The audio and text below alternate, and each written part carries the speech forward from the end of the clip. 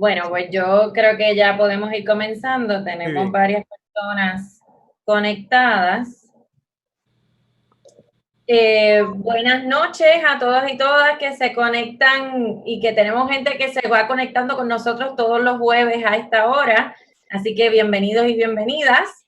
En el día de hoy queremos darle la bienvenida al doctor José Alameda, profesor del antes, ahora y siempre Colegio de Mayagüez. Yes. Profesor, buenas noches. Buenas noches a ti, Jessica, Rolando y todos los que están por ahí conectados al Facebook Live.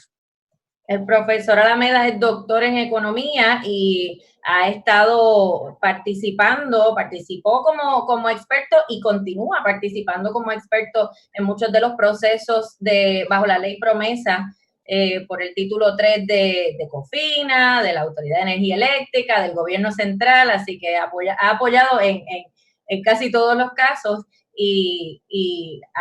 se ha hecho disponible para nosotros en la noche de hoy para que hablemos precisamente del tema que tenemos, que es hablar sobre el plan fiscal del gobierno central. Estamos viviendo momentos de pandemia y ciertamente eso tiene un efecto sustancial en la economía. Por lo tanto, el plan fiscal, que es algo que se ha tenido que enmendar ya en otras ocasiones, pues se tuvo que enmendar nuevamente para considerar estas nuevas circunstancias.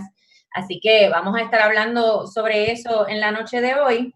Y Rolando, pues quisiera que comenzáramos con explicar un poquito, ¿verdad? Dar ese background de la ley promesa, de los planes fiscales, para entonces ahí adentrarnos un poco más en la razón por la que estamos discutiendo este plan fiscal en este momento y obviamente pues que el doctor Alameda también pueda aportar su perspectiva sobre eso. Sí, cómo no. El concepto del plan fiscal surge de la ley promesa, del título 2 de la ley promesa y tiene la función de planificar cuáles son las medidas de control del presupuesto, control del gasto, las reformas estructurales, los cambios que la Junta estima que son necesarios para que se alcancen los objetivos de la ley promesa. El problema que tiene el plan fiscal en el contexto de la ley promesa es que es la herramienta que tiene la Junta para imponerle sus políticas al gobierno de Puerto Rico. Y cuando digo imponerle sus políticas es que lo que diga el plan fiscal es como si fuera la Constitución, porque ninguna ley que haga la legislatura puede ir en contra de ese plan fiscal.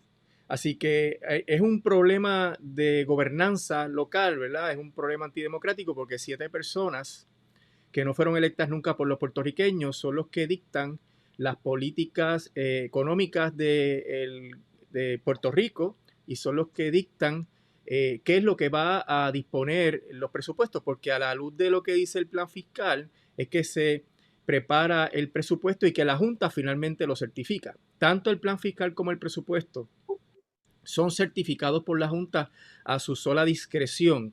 Y aunque el gobierno central tiene una participación inicial en el trámite porque prepara el primer borrador y ese es el que vamos a discutir hoy, el borrador que ha preparado el gobierno central y que sometió a la Junta el día 3 de mayo, pues en realidad quien decide finalmente cómo se aprueba, cuándo se aprueba, es la Junta de Control Fiscal.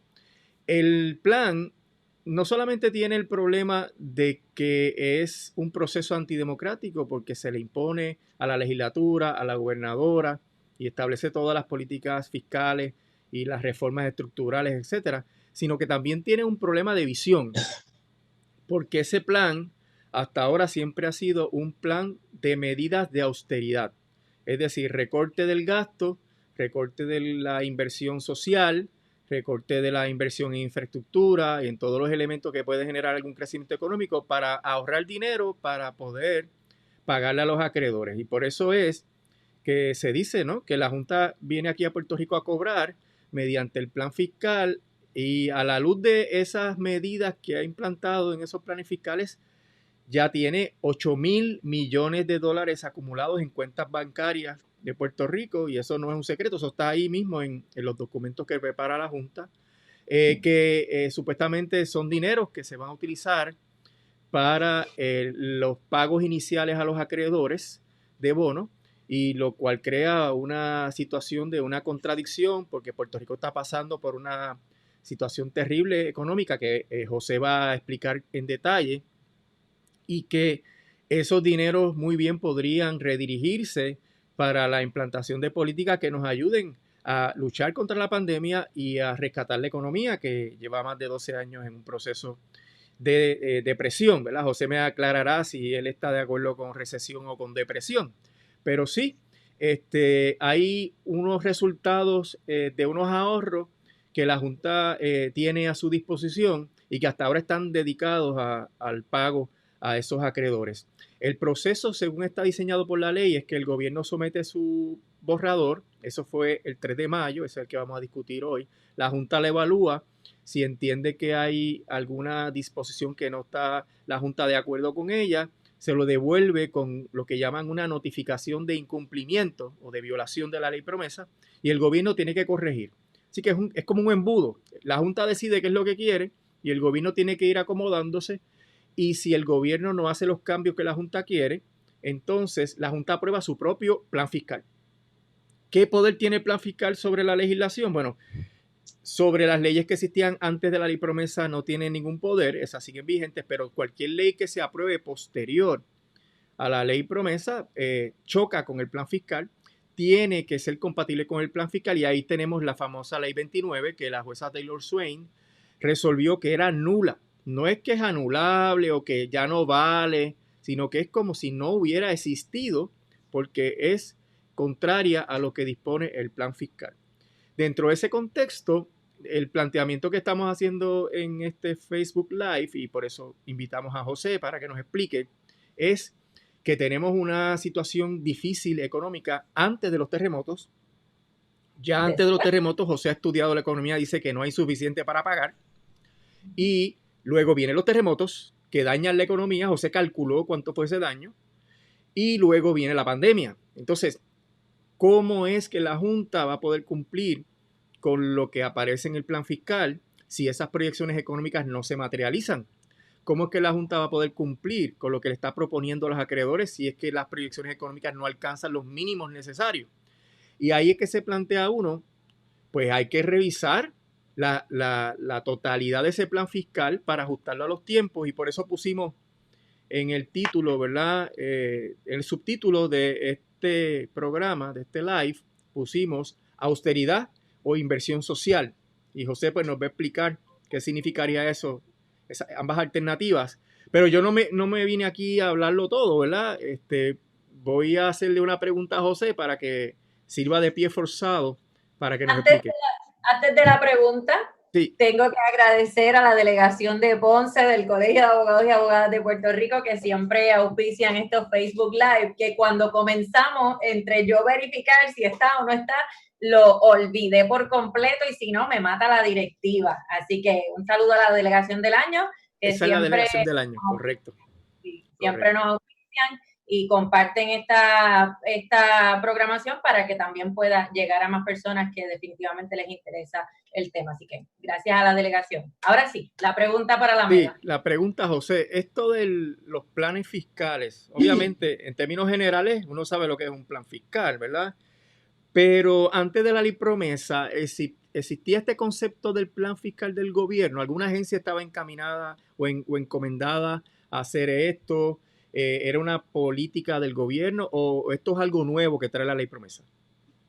Bueno, relativamente es algo nuevo, porque y la Junta de Planificación desde su comienzo, que la crea Towell para allá, para 1930 y algo, casi 40, se comienzan a hacer planes de desarrollo, intentar el plan Chaldón que se habló. Luego, posteriormente, se hicieron planes.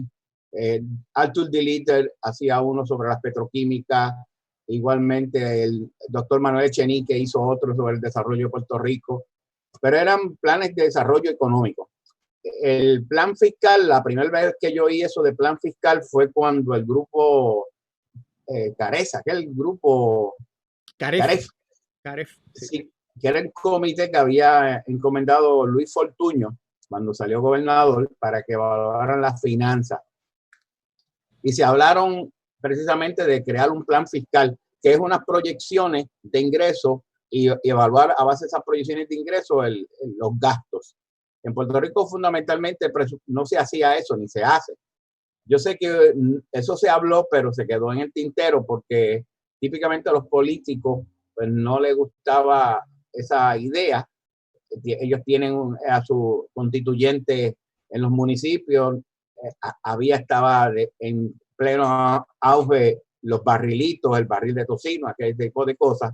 Y es obvio que ante la situación y la merma de ingresos que había una tendencia de tener menos ingresos, pues los políticos querían hacer caso omiso a ese tipo de condición que padecía Puerto Rico. Realmente la avalancha de planes fiscales como tal han surgido después de la ley promesa. Ya han habido más de 3 o 4 o 5 planes fiscales y prácticamente se hacen muy a menudo esos planes fiscales. La idea, lo que yo siempre comienzo discutiendo es lo que se llama los disclaimers, porque a mí me está muy peculiar ese tipo de expresión de parte del gobierno. En el plan fiscal reciente del 2020 que se presentó el 3 de mayo, ellos dicen, y estoy traduciéndolo en español, ¿verdad? Que cualquier declaración o hipótesis contenida en este plan fiscal, ya sea prospectiva o histórica, no son garantías del desempeño futuro e implican ciertos riesgos, incertidumbres, estimaciones y otras suposiciones hechas en este documento. La condición económica y financiera del gobierno y sus instrumentalidades se ve afectada por diversos factores legales, financieros, sociales, de salud pública, económicos, ambientales, gubernamentales y políticos. No se le quedó ninguno. En estos factores son muy complejos y pueden variar de un año a otro y con frecuencia son el resultado de acciones tomadas, a veces sí, a veces no solo por el gobierno, sino también por la Junta de Supervisión Fiscal y otros terceros. Ejemplo de todo esto que estamos hablando, y mira el display que hacen terrible de la situación. No sabemos prácticamente el efecto del coronavirus en la salud y el bienestar público de Puerto Rico, de la gente. Los efectos económicos a corto plazo del COVID-19, ni aquí, ni en la economía de Estados Unidos, ni en la economía global. La economía de Estados Unidos y Puerto Rico, en lo que se refiere a los ingresos fiscales y el presupuesto, están en incertidumbre. Las ramificaciones económicas a largo plazo de los cambios y comportamientos causados por esta pandemia, es decir, los viajes en avión, aumentos de trabajo en el hogar, reducción de las actividades de los grupos de trabajo, etcétera. Todo eso está en incertidumbre. La cantidad de ayuda federal y la eficiencia y la rapidez con que llegan esos desembolsos a Puerto Rico.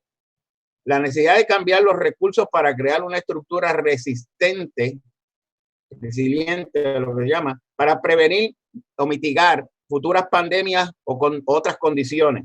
Cualquier acción futura o no tomada por el gobierno de Estados Unidos que se relacione al Medicare, al Medicaid.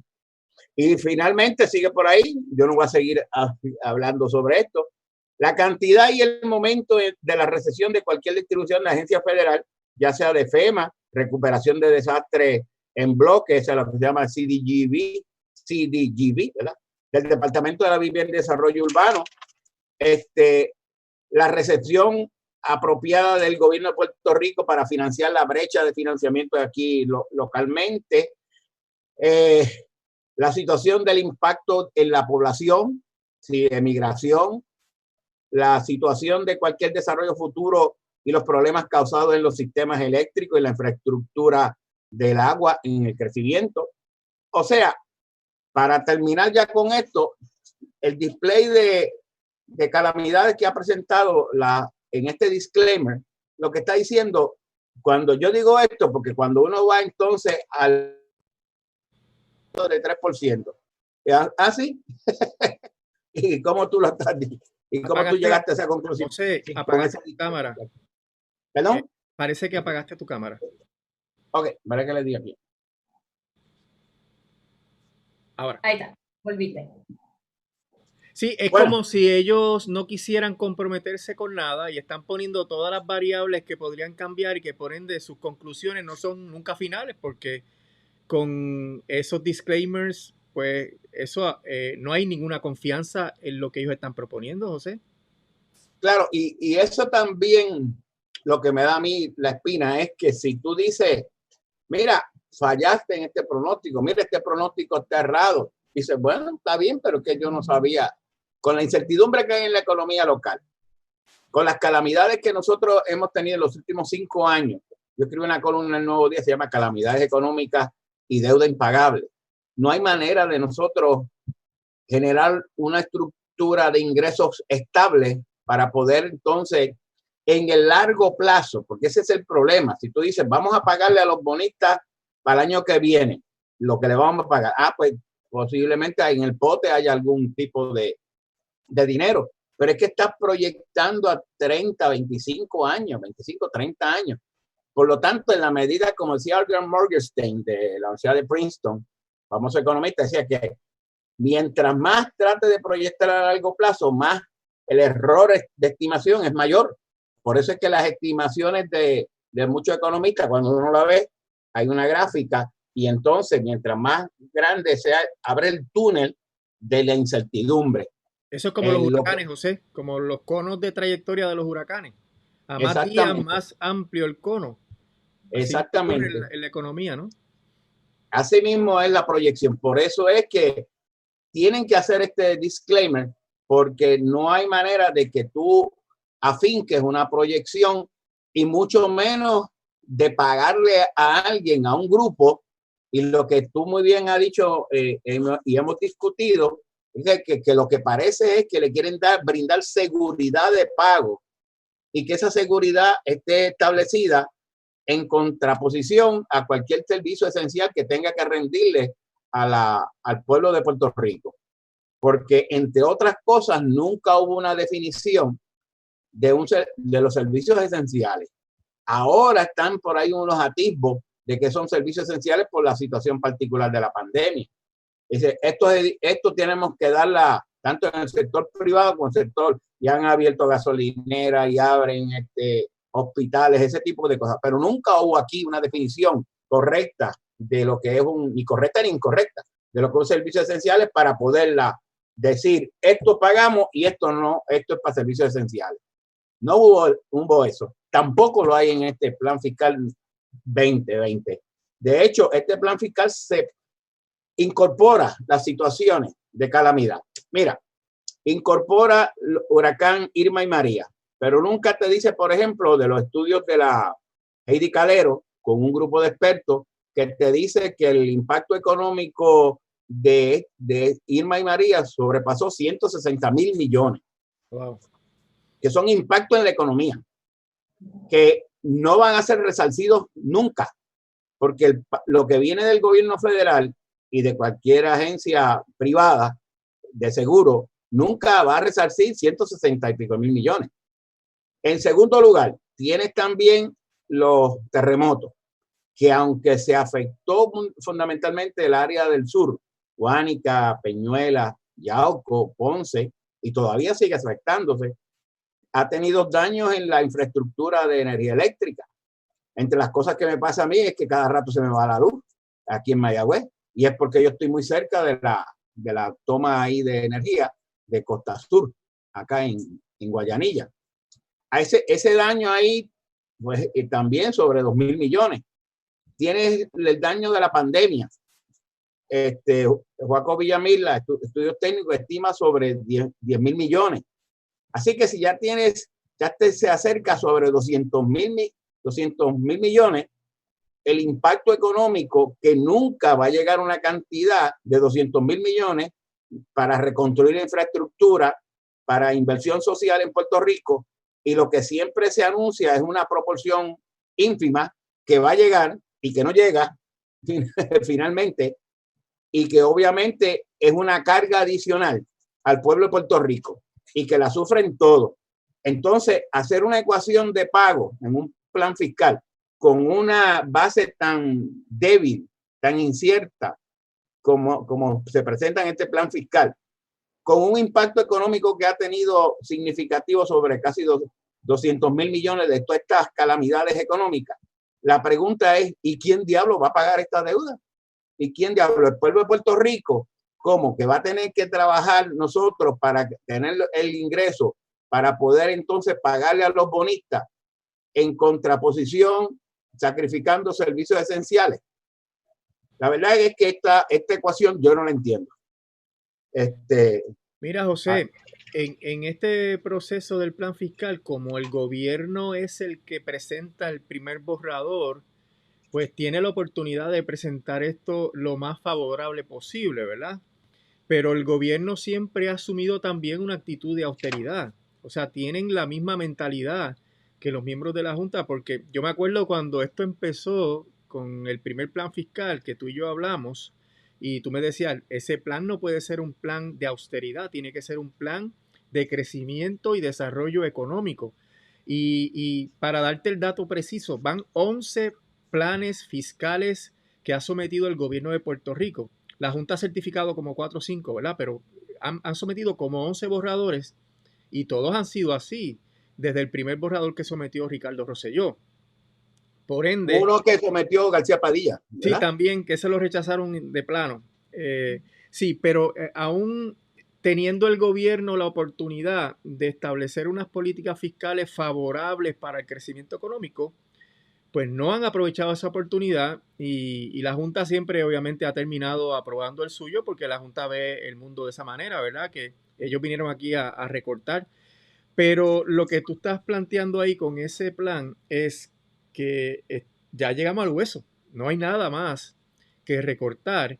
Y la tragedia de cómo la autoridad ha afectado la gobernanza en Puerto Rico la estamos viviendo con los terremotos, donde las agencias no estaban preparadas para nada para manejar esta emergencia. No hablemos de María y de Irma, ¿verdad? Que eso ya está totalmente documentado. Pero los terremotos no tuvieron la capacidad de atender una crisis localizada en la zona sur de Puerto Rico y todavía no han podido atenderla. Y ahora la pandemia, que es global, pues se ha demostrado el Departamento del Trabajo, cómo está pasando allí con la solicitud de desempleo, Departamento de Hacienda, no tiene la capacidad porque al gobierno lo han ido limitando anualmente, cada gobierno que ha pasado por aquí, recortando la plantilla laboral, jubilando a la gente que tiene el conocimiento específico sobre cómo es que se hacen las cosas, etcétera. Y por eso que tenemos un gobierno incompetente.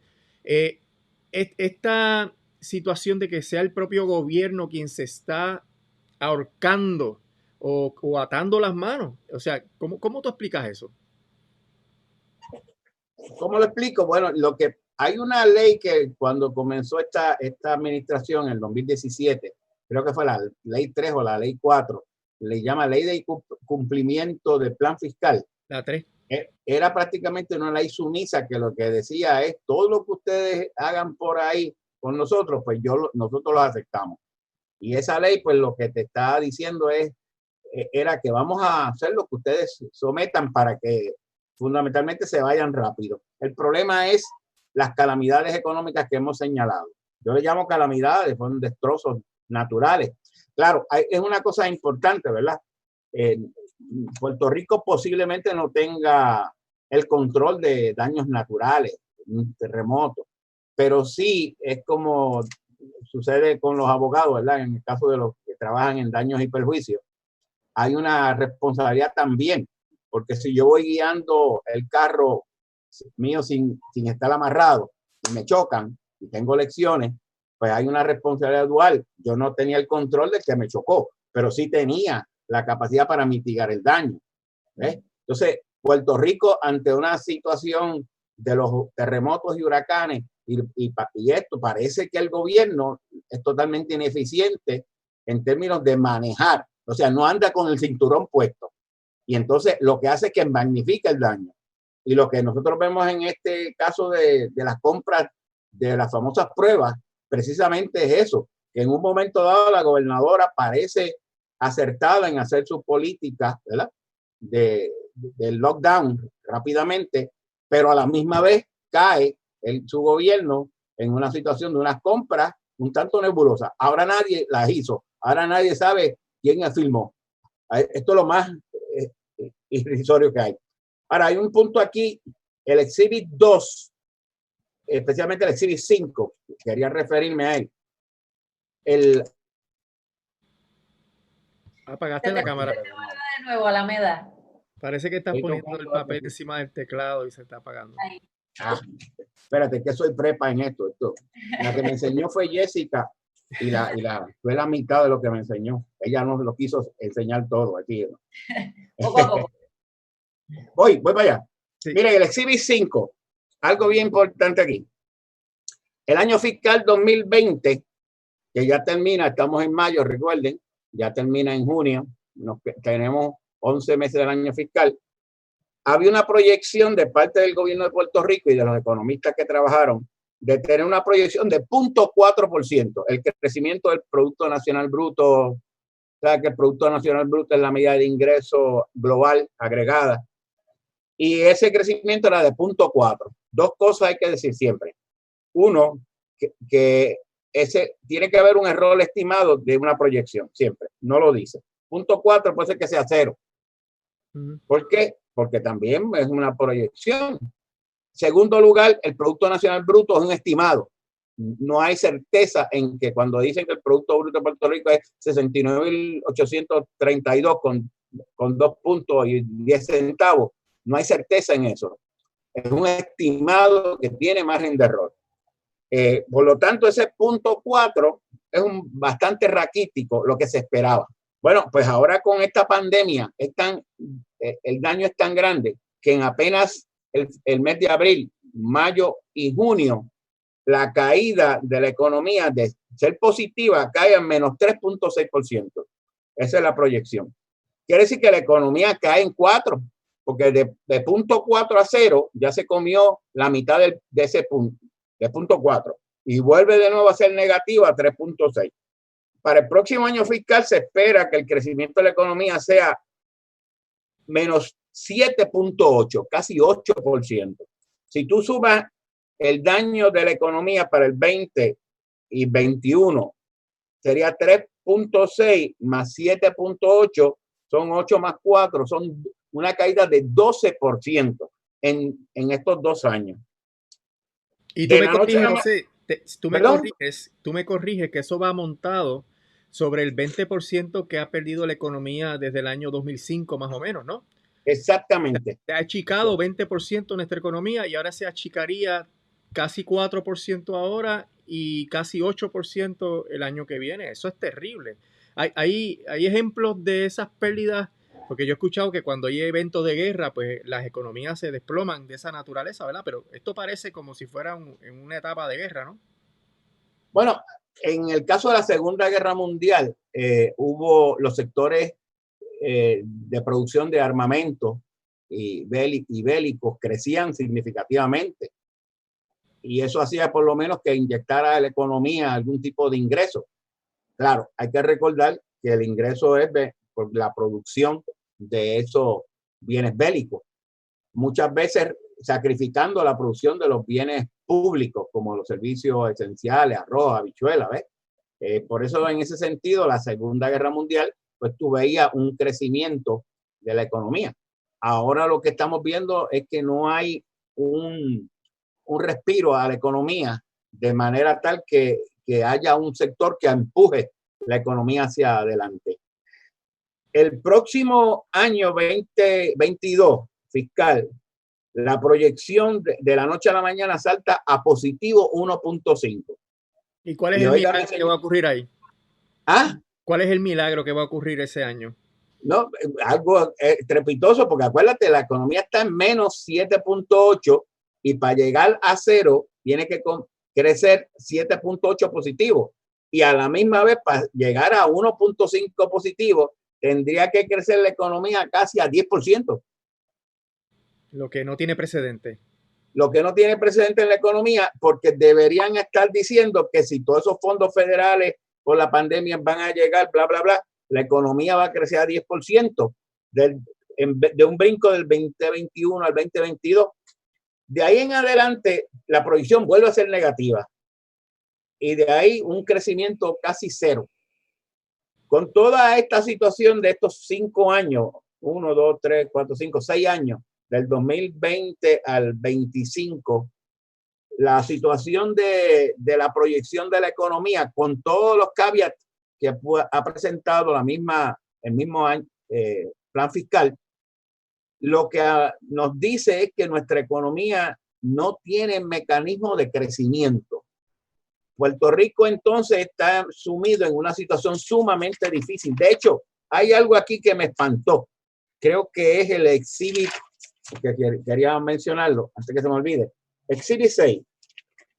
Están diciendo que posiblemente Puerto Rico tenga se llama Federal Stimulus Package, que es un grupo en diferentes fases. Tanto los 2.283 del CARES, ¿verdad? Del Coronavirus Aid, Relief and Economic Security Act. Pero también hay una serie de estímulos monetarios que aquí se plantea de 4.000 millones, que cuando tú lo sumas, todos estos que están diciendo que posiblemente van a llegar, suman a 6.879 millones.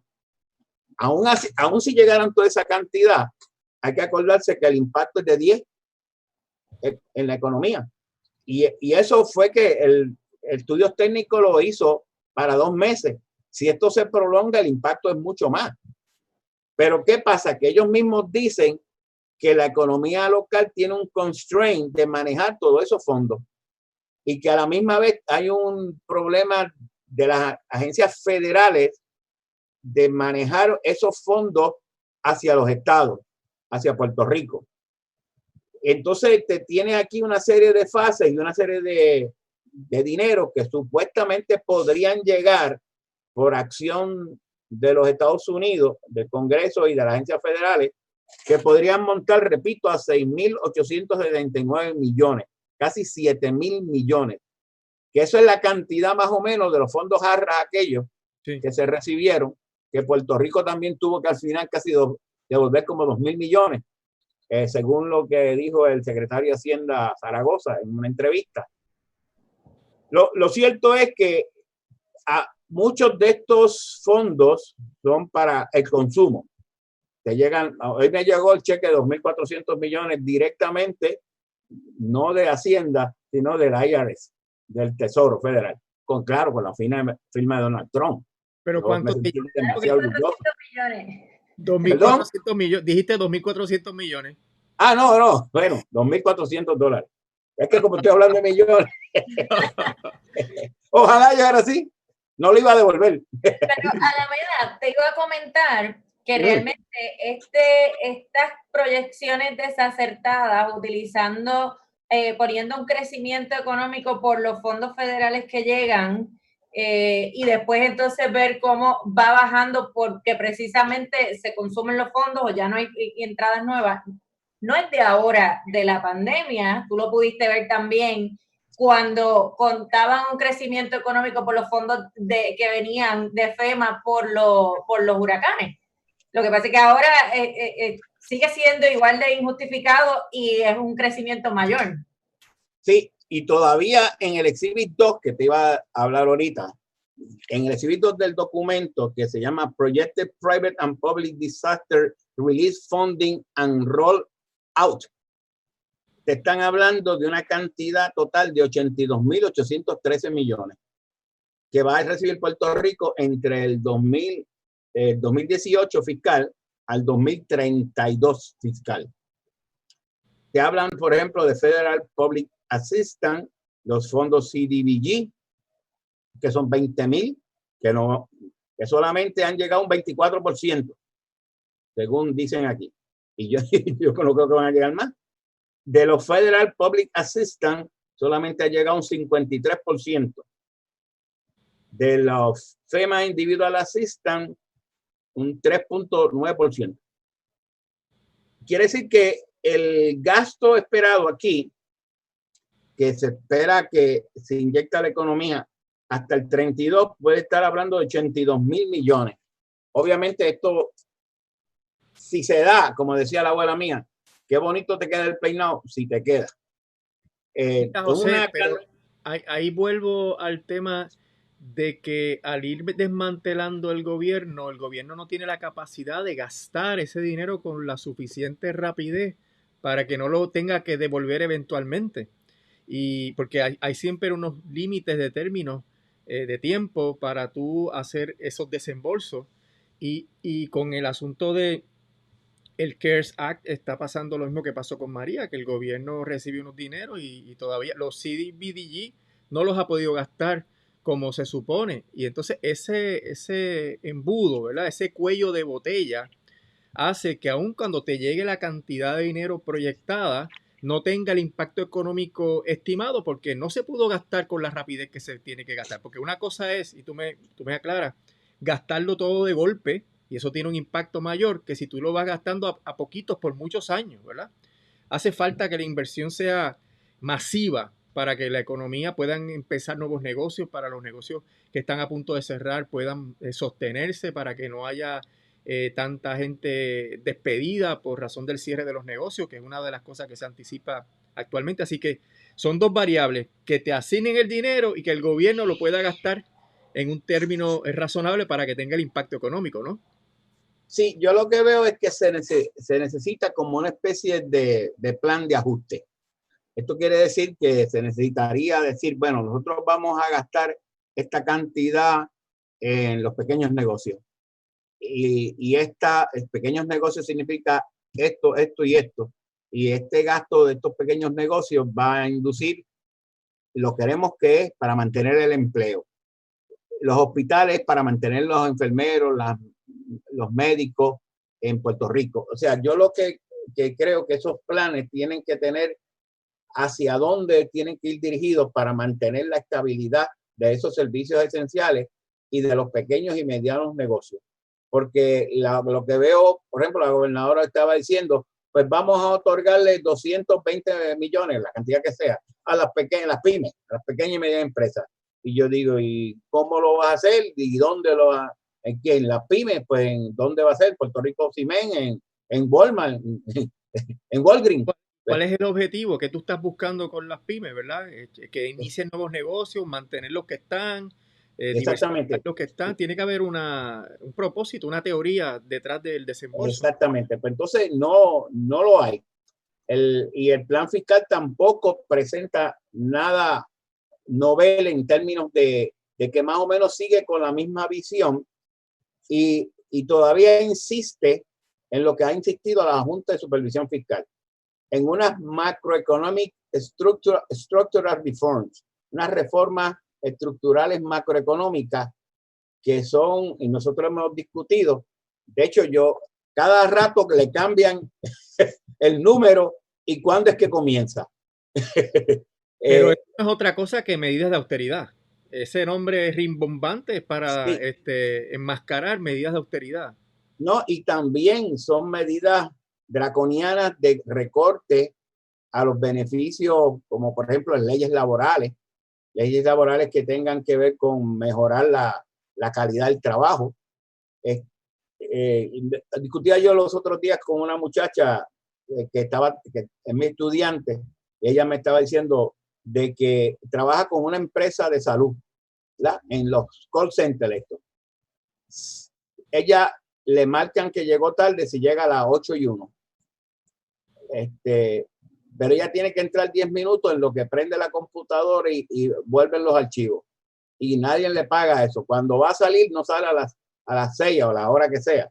Sale 15, 20 minutos después porque todavía están hablando. Eso tampoco lo reconoce el patrón. Entonces, las leyes siempre, como si yo decía, las leyes laborales no son incentivos para promover nuevas empresas, ni que los patronos cojan más gente. Las leyes laborales son para ordenar el trabajo, la relación entre el que trabaja y el patrono. Es decir, tú tienes hasta aquí este límite y tú tienes hasta aquí. No son incentivos para crear más empleo. Y este plan fiscal siempre intenta decir de que quitando leyes laborales, es lo que llaman ellos Human Capital and Welfare Reform, las reformas del welfare, pues con eso la economía crece. Pero ¿qué pasa? Que cuando vemos la economía con estas reformas estructurales, va a ser el 2025 el impacto y va a ser de 0.15. No es un punto, es 0.15. Y yo dije, tanta cosa para crecer 0.5 de aquí a 5 años. Y a costa de la salud y la seguridad, el bienestar del pueblo de Puerto Rico, de la gente trabajadora, ¿no? Y siempre yo pregunté, ¿por qué? ¿Dónde está la ecuación de que al tú eliminar una serie de leyes laborales, eliminar también los gastos de welfare, tú crezcas de aquí a 5 años 0.15? Entonces, tiene también las reformas energéticas, ¿verdad? Que tienen que ver con la privatización, la alianza público-privada para la energía. Pues muy bien. Pues entonces, en el 2022 es que la economía va a crecer 0.10, 0.10 y 0.10. No es 10, es un décimo de un punto. Y yo digo, ¿de dónde sale eso? ¿Qué parece que eso es guessing? Porque cuando uno de los economistas ponen esos números así, es que no sabe y dice, pone el mismo número. Entonces, no estoy hablando mal del economista, porque no está uno. La tercera, las reformas de doing business, de hacer negocio. En el 2022 y el 2023, lo mismo. Le ponen un número 0.20 y 0.20. El mismo número. Pero menos de un punto. Entonces, la otra reforma, que es estas son las 3 reformas. El total de estas reformas va a ser en el 2022, 0.3. En el 2023, 0.3. Un tercio de un punto. En el 2024 te baja a un décimo de un punto y en el 2025 a 0.15. Eso quiere decir que si tú las acumularas, como ellos lo hacen aquí, no llega a un punto de crecimiento. Entonces tú vas a gastar tanta pólvora para Mozambique, como decía el abuelo mío. Entonces no hay realmente un modelo ni una explicación de cómo estas reformas. De hecho, fíjate, cuando una vez el Senado de Puerto Rico le exigió a la Junta de Supervisión Fiscal que le proveyera información, recuerdo que hubo una avalancha de documentos que ellos sacaron. 2,000 documentos, 2,000 papeles, ¿sí? Exactamente. Pues yo me puse a leer varios de esos documentos por curiosidad. Y muchas veces los documentos no decían lo que ellos decían. Decía, si usted hace esto, y si hace esto, y si hace esto, la economía posiblemente puede crecer 20 a 10%, a 3%. Pero acuérdese que esto no puede posible pasar por esto, por esto, por esto y por esto. O sea que el economista, el que hizo el trabajo, fue cuidadoso en términos de decir en la dimensión que él estaba, de mantener el error siempre de estimación, que es lo que yo siempre veo en todos los informes del CBO, Congress Budget Office, el General Accounting Office también, que ellos tratan de hacer una modelación, dan un resultado, pero te presentan los caveats, ¿verdad? Las preocupaciones que tienen con los estimados, porque es que nadie puede pronosticar en un futuro, especialmente cuando tú tienes una situación tan diluible de una economía de Estados Unidos, una economía global, de una economía de Puerto Rico. Es imposible tener certeza, ni tan siquiera reducir el margen de error que hay en cualquier tipo de estimación de esta naturaleza. Por lo tanto, ¿qué es lo que estamos tratando de decir? ¿Cómo usted va a tratar de pagarle a unos bonistas con certeza, eliminar el riesgo, la incertidumbre hacia ellos y trasladar todo el riesgo y la incertidumbre hacia los ciudadanos de Puerto Rico? Porque eso es lo que hace. Porque como existe el riesgo, la pregunta es entonces la incertidumbre, ¿no? Y esa incertidumbre que lleva a riesgo en la estimación. Que dice, yo te voy a pagar, yo te debo, Rolando, a ti, te voy a pagar cuando yo tenga empleo, te voy a pagar lo que te debo, los $10. Espéralo. Entonces, la certeza es que voy a tener que pagarte siempre a ti los $10, aunque yo tenga que quedarme sin comer y mi familia. ¿Ves? Esa es entonces lo que está haciendo Puerto Rico, trasladar el riesgo hacia la ciudadanía y eliminando el riesgo de toda esta incertidumbre en los bonistas. Pero Y el obviamente, problema es, José, que tienes ese panorama económico sombrío, sabes que no vas a poder pagarle a los acreedores, pero la estrategia de la Junta para darle el máximo a los acreedores es que entonces coja un bono que es un bono no asegurado, o sea, que no tiene garantía que responda por el pago, y te lo convierto en un bono asegurado, por lo cual cuando la cosa se vuelva a apretar, yo llego a un plan de ajuste, se confirma el plan de ajuste, te convierto tus bonos no asegurados en bonos asegurados, te prometo 70%. Primer año te pude pagar porque tenía una reserva, pero el segundo año casi no puedo, y el tercer año cuando no pueda pagarte, el bonista va a decir, pero yo tengo un bono asegurado. Tienes que hacer reformas dramáticas, recortes a las pensiones, recortes a los servicios esenciales para que me pagues el bono. Y dentro del sistema de quiebra norteamericano, ese bono asegurado cobra por encima de cualquiera. Así que a la Junta podría no importarle lo que aparece en el plan fiscal en términos de confiabilidad de las proyecciones, porque una vez le dé un bono asegurado a esos acreedores, esos bonistas están con un instrumento mucho mejor que el que compraron originalmente. Y eso nos pone a nosotros en una situación súper precaria porque ni tenemos crecimiento económico, ni podemos pagar los bonos que son asegurados. Entonces tendríamos que ir detrás de la pobre gente, ¿verdad? Como los pensionados, para poder obtener ese dinero. Y nos pone en una posición preocupante de cara a una segunda quiebra, porque imagínate que entonces lo que ahora no tienes que pagar, si tienes que radicar quiebra de nuevo, entonces ahí sí vas a tener que pagarlo, más lo otro que ya era asegurado también con el mismo presupuesto, porque eso pues no cambia, como tú mencionaste, tampoco hay herramientas de desarrollo económico que permitan, ¿verdad?, que podamos ver algún tipo de crecimiento. eso es lo que exactamente estoy diciendo. ¿Quién se lleva el riesgo? Esto es una estrategia, una política de traslado de riesgo hacia la ciudadanía, hacia los ciudadanos de Puerto Rico. Y tratar de vaciar ese riesgo en nosotros y reducirlo en ellos, porque a esa metodología que ha dicho Rolando y tú también, pues eso es lo que fundamentalmente ha tratado de hacer. Con otros daños adicionales, porque todos estos cambios de leyes laborales, todos estos cambios de privatización de la energía, que no es una privatización al estilo de trasladar el activo a la empresa privada, que es que la empresa privada administra por una ganancia una estructura organizativa de producción de los servicios esenciales. Entonces, nos genera una situación bien difícil en términos de crecer.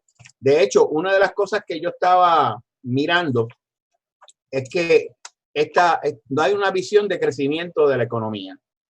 ¿Qué tiene que hacer Puerto Rico para crecer? ¿Cuál es la visión estratégica? Había un comité que dirigía un tal Samot, sí. Aquel caballero que se fue rápidamente. El documento que se había escrito era un documento totalmente negligente, diría yo, porque era como pedazos de proyectos, ¿verdad? Hacer este proyecto, qué sé yo, un super tubo, hacer este proyecto.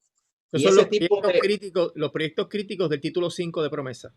Exactamente. Entonces esos proyectos, pues, si tienen auge, pues en el momento en que estén construyéndose, pues tú vas a tener un boom en la economía, pero cuando se terminen, pues se acabó. Es como el tren urbano. Se tenía un boom cuando estaba el tren urbano. Se hizo el tren urbano y ahí está, con pérdidas allí corriendo. Pues entonces se acabó el boom. Pero en el momento en que estaba el gobernador, pues ese tenía los beneficios de ese boom.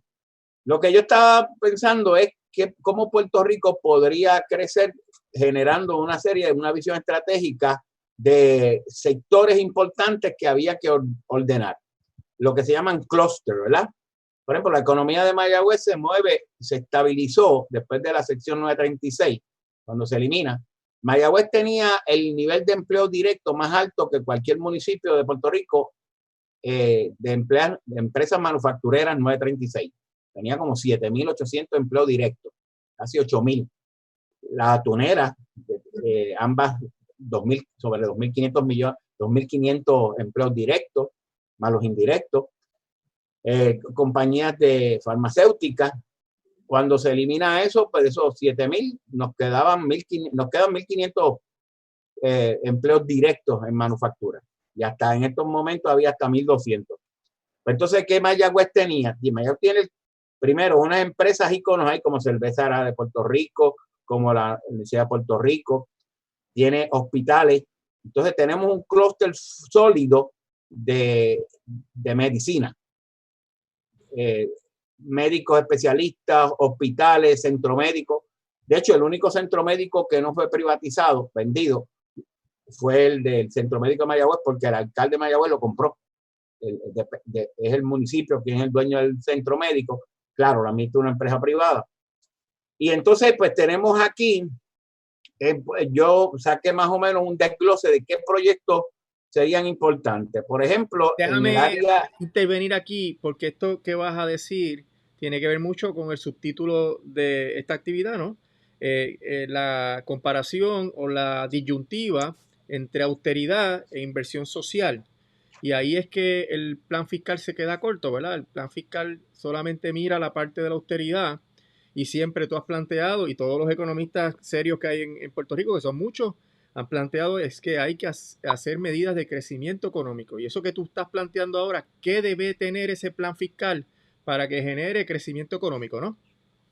Exactamente. Por ejemplo, mira, es interesante porque mirando, la idea me surge porque México declaró como servicio esencial la industria de dispositivos médicos. Actualmente ellos tenían unos planes de desarrollo de unos sectores estratégicos como la minería, petróleo, en este es el caso de México, ¿verdad? Y ahora también ha añadido dispositivos médicos. En caso de Puerto Rico, pues nosotros yo creo que hay ciertos sectores, por ejemplo, uno, la agroindustria. Mirna Comas es una de las que ha dicho insistentemente de que Puerto Rico tiene que buscar un plan para la sustentabilidad de la agricultura en Puerto Rico. Esto es, nosotros comemos una serie de cosas. Ahora mismo, muchos de las carnes que se importan, ¿verdad? Tienen problemas ahora con el abasto, con el supply chain. Pues tenemos que aumentar la producción local. En las energías y tecnologías ambientales, también energías renovables, sobre el área de cómo mantener esa energía. Otro sector, las industrias creativas, que se habían comenzado, el arte, la cultura, industria de filmación, claro, ahora tenemos unos problemas. El turismo, el área de turismo de la salud. Si Mayagüez tiene un clúster importante en salud y en educación, pues Mayagüez, por ejemplo, en la industria del turismo de la salud, con las limitaciones que pueda tener, podría estar mirándose como un sector estratégico. El área de la biotecnología, en ciertas áreas de la producción de medicinas tropicales. Jeffrey Valentín y yo hicimos un trabajo sobre las medicinas tropicales que pueden servir a la producción local, el cannabis, por ejemplo, ¿verdad? Y los dispositivos médicos también en Puerto Rico, un sector de manufactura importante. E industria aeroespacial, que ya había comenzado precisamente en Aguadilla. Y otras áreas de desarrollo estratégico importante que deberíamos estar mirando. Yo te voy a señalar otra que yo he pensado, porque la pandemia ha obligado al trabajo remoto, a este tipo de actividad virtual, pero la infraestructura de telecomunicaciones de Puerto Rico todavía no tiene la capacidad ni la extensión necesaria para que podamos montar procesos de crecimiento económico encima de ella, ¿verdad? Porque, por ejemplo, podemos tener programadores, podemos tener desarrolladores de inteligencia artificial, y si los niños van a tener que estar mucho tiempo fuera de la escuela, no hay la infraestructura para que todos los niños en Puerto Rico tengan acceso a la educación utilizando estas tecnologías, porque aproximadamente el 40% de los residentes en Puerto Rico no tienen banda ancha en sus casas. Y tú me lo comentaste con tus estudiantes, que aun cuando son estudiantes del Colegio de Mayagüez, no tienen internet de alta velocidad en su casa y por tanto no pueden hacer muchas de las actividades, porque con un teléfono celular tú haces algo, pero no puedes estar estudiando y hacer todas las cosas que se requieren. Y es un sector que tiene un potencial de crecimiento bien brutal, porque si el 40% de la población no tiene acceso al Internet, pues ahí tú tienes un mercado enorme y te permite enlazarte con el resto del planeta y desarrollar pequeñas industrias tecnológicas y de inteligencia artificial. Así que la pandemia ha destapado esas oportunidades. Mira, el asunto de la crisis alimentaria que podría ocurrir en cualquier momento. Si se enferman los marinos de los buques de cabotaje, que son 4 o 5 barcos que vienen y traen los productos, el 80% de los productos que consumimos aquí. ¿Qué podría pasar? Que esos barcos estén fuera 2 meses, 3 meses por razón mira, va a haber una crisis alimentaria, por tanto hay que mejorar las cadenas de abasto, las cadenas de distribución de los agricultores locales, de los productores de carne. O sea que hay toda una serie de sectores que han estado ahí, que han sobrevivido y que si se les da cariño, se hace inversión, se les permite enlabonarse con empresas locales y fuera de Puerto Rico, pues habría una expectativa de un crecimiento en esos sectores, ¿no? Exactamente. Y yo creo que a la par con este desarrollo de estos sectores estratégicos, que debería haber un plan, ¿verdad? Tendría que Puerto Rico mirar la posibilidad de que lo que hizo Estados Unidos y que ya se ha comenzado como a hablar, que Reserva Federal pague la deuda o que la condone. Y uno dice, pues que Puerto Rico es territorio, es colonia de Estados Unidos, es que eso no lo va a hacer. Bueno, pero es que cuando estaba Ronald Reagan como presidente de Estados Unidos, hizo un plan Baker. Baker era el secretario del Tesoro Federal. Y ellos establecieron una serie de políticas estratégicas en el año 80 con la deuda monstruosa que tenían los países de América Latina. Y condonaron deuda a Perú, a Bolivia y a otros países, redujeron los intereses, el pago del principal, lo que fuera. Pero una política acertada de parte de un gobierno republicano hacia países independientes, soberanos, que tenían un alto nivel de deuda con los bancos de Estados Unidos. Si ellos lo hicieron con países independientes, pues obviamente muy bien podría tratar de hacer el gobierno federal, tanto la Federal Reserve Bank como el Treasury, Department of Treasury, políticas hacia condonar deuda, hacia reducir la deuda. Muy bien podría ese tesoro decir, bueno, vengan todos los bonistas, le vamos a pagar, tú le pago 10 a ti, te doy cuánto que te debo, 100, en Puerto Rico te decían, pues te pago 10. Y a ti, de esos 10 que te debo, pues te pago 40. Le pagaste a los bonistas. Ahora va el de Puerto Rico y dice, Puerto Rico, yo le pagué 50 millones a los bonistas. Ahora tú tienes una deuda conmigo, tú me la pagas poco a poco, en 40 años con un interés del 1%. Y le paga entonces Puerto Rico al Tesoro, a esa fuente del Tesoro, con un pago relativamente reducido, y ya saliste de todos los bonistas en términos de ese daño que posiblemente te está generando todo este mecanismo de deuda. Pero si seguimos con esta metodología de traslado de riesgo hacia la ciudadanía, sin poder pagar, pero asegurándole el pago, ese es el problema, ¿eh? Sin poder pagar, sin tener los recursos ni tener la proyección clara de pago, pero le estamos asegurando que le pagamos.